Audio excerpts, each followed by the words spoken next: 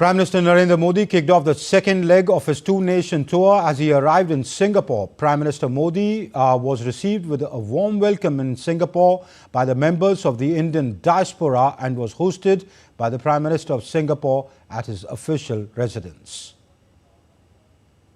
Prime Minister Narendra Modi received a rousing welcome in Singapore as he arrived for a two-day state visit at the invitation of Singapore Prime Minister Lawrence Wong. Mr. Shanmugam, the Home Minister of Singapore, reached the airport to receive Prime Minister Modi personally.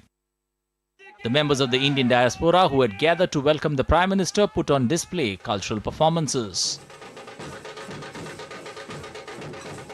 It was actually really inspiring because you could see he has such a big aura. Yeah. And I was very excited. Modi ji is a living legend. He's an inspiration for all. We are blessed to see Modi ji personally today. Long live Modi ji. And India and Singapore relations will grow forever in a good conditions. Prime Minister also interacted with three Singaporean girls who performed an Odia dance for the Prime Minister at his arrival. This was a very surreal experience. I understand that Sir is very well respected in India, so to be able to see that reception was... Even from the very beginning, Singapore has always had a lot to gain from people who come here from India. They are part of our culture and part of our people as well. Yeah, I do feel the same. I mean, in fact, when we are in Chowk doing traditional Indian dance, we don't feel like there's a barrier. Prime Minister was then hosted by the Prime Minister of Singapore for dinner at his official residence. On the second day of Singapore visit, Prime Minister is likely to visit the Parliament of Singapore. Other engagements of the Prime Minister involve engagements with business leaders, engagement with leaders of semiconductor industry, along with signing of MOUs in Singapore. The arrival of Prime Minister Narendra Modi for his fifth visit in Singapore has rejuvenated the already strong relations between the two countries. The growing people-to-people, business and political relations between the two countries is a living testimony to India's Act East policy working in the region.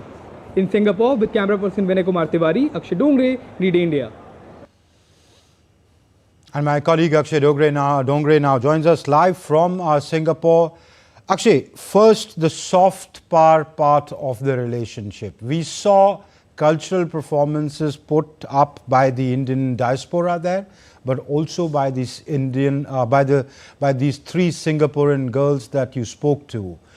What is the kind of soft power, given the civilizational, cultural relations that go back centuries between the two countries? What sort of a role does that soft power play in bonding the two countries? Well, a big role, in fact, Amritpal. If you travel around the country, there are several areas that are called Little India. In fact, one of the most iconic market that is a go-to place for the Singaporeans across the country is a market called Mustafa Market that is run by a person of Indian origin. In fact, that shop is a go-to place because it runs 24/7. It is one of the many iconic businesses that have been running in the country for several decades now. And as far as the soft power is concerned, be it Bollywood, be it the Indian cuisine, everything is quite popular, and anything related to India is quite popular here in Singapore, and that is also attributed to a large diaspora that is living in the country. In fact, about 9 to 10% population of Singapore is of Indian origin. Many people from Tamil Nadu, Maharashtra, Karnataka have settled here, even from Punjab. So from all parts of the country, people have been living here. Many have become permanent residents. Many are now citizens of the country, and they are also, they have taken the mantle and they are spreading the culture of India across the country. In fact, there are certain institutions like one that is a Singapore India Fine Arts Society that has been working for the past 75 years in the country and has been spreading Indian culture, including dances like Bharatnatyam, Kathak, and it's not just the people of Indian origin that are learning these dances. It is also Filipinos, people of Chinese origin, and many other nationalities are learning these kind of dance, these kind of arts that are originally from India. The cuisine, especially the South Indian cuisine, is quite popular here. So that builds a bridge between the two cultures, be it the Singaporean culture and the Indian culture. In fact, Tamil, an Indian language, is an official language here in Singapore. So that in fact makes the Indian culture also mainstream here in Singapore, and that makes it easier for people to accept better relations, and in fact foster better relations, not just at the political level but also at the business level. So that is a role that soft power has been playing, and that has also made it easier for businesses to be widely accepted that are run by the people of Indian origin in Singapore. Okay. Actually, I'll come to the government-to-government relations. The Prime Minister is going to hold a string of meetings with the top leadership there, bilateral meetings. But, you've been there for the past couple of days. You've interacted with a cross-section of people. You went to the NUS, the National University of Singapore, met students there.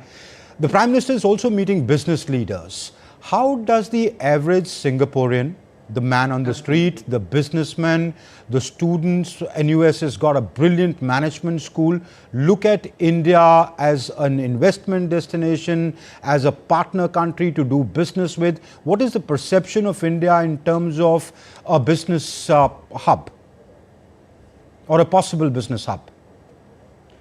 Well, the perception is quite positive. In fact, Amritpal, Singapore has almost everything. It has skilled labor, it has technology, it has a lot of innovation, it has a lot of capability to manufacture. But what it does not have is perhaps a land. It does not have a huge size. In fact, if you compare Singapore to a city like Delhi, Singapore is half the size of Delhi, that is the capital of India. In fact, yes, it's a city-state. Yes, it's a city-state. Union territory as compared to the other larger states like Uttar Pradesh. It's a city-state. Yeah, exactly. So as far as the perception of Singaporean is concerned, they look at India as an untapped, as a hub of untapped resources, a destination of manufacturing factories, a destination, a place where there is a lot of skilled labor force, a lot of human resources, a lot of natural resources as well. So an average Singaporean, when it looks at India, it looks at a large country, a country with a huge population, a country that has a lot of potential, and that is why, especially in the past 10 to 15 years, with this very stable government that has been in India, it is also considered a wise investment by many of the business leaders when we look at the investment point of view, given the fact that the policies have remained largely stable, the kind of atmosphere that has been created for businesses to enter, that is looking quite positive. So the outlook has been changing, and it continues to change with continuous engagement at the government level. And one last point that I would like to add is that the kind of arrangement that the Indian government has developed recently with Singapore, that is called ISMR, that is India-Singapore Ministerial Roundtable, is like no other.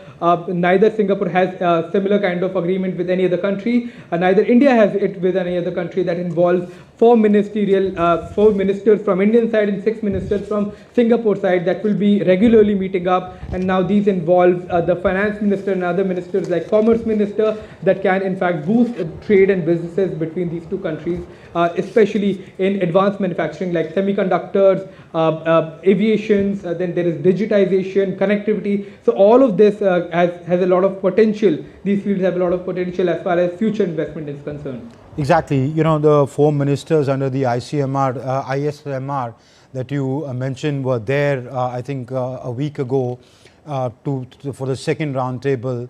And this comes up, now comes the Prime Minister's visit. You have a lot of other agreements with them. CEPA, Comprehensive Economic Partnership Agreement. You have a robust defense relationship, though it's about training and joint military exercises. Absolutely. You are both maritime powers. When the Prime Ministers meet tomorrow and the delegations meet tomorrow, where do you see, what would they intend to do? What could be, in your opinion, in what areas could we see forward movement? Well, there are several areas where we can see a lot of discussions between the leadership of the two countries. In fact, you have rightly mentioned that maritime, business also remains on the top agenda for the Indian government. Learning a lot from Singapore in terms of building of smart cities can be one of the discussions. But perhaps one of the most important is going to be about advanced manufacturing, and especially in the advanced manufacturing sector, it is going to be about semiconductors. So about 10% of Singapore's economy is dependent on semiconductors. Singapore is a country that has been working and has been producing and working on semiconductors for the past 56 years.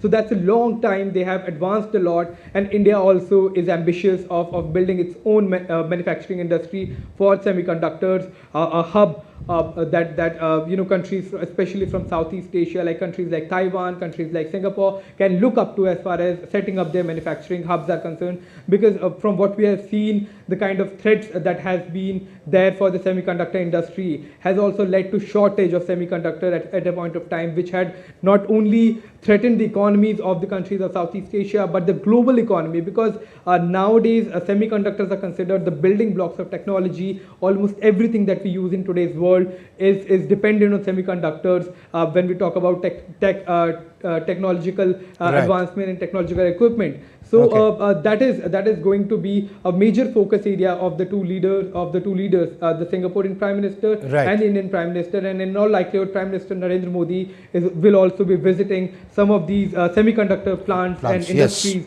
to better understand and to invite these companies to invest in India. Back to you. All right. Akshay, thank you very much. It's almost midnight there. You've had a long day. You have got a long day tomorrow. Go catch some sleep. Thank you very much for joining us.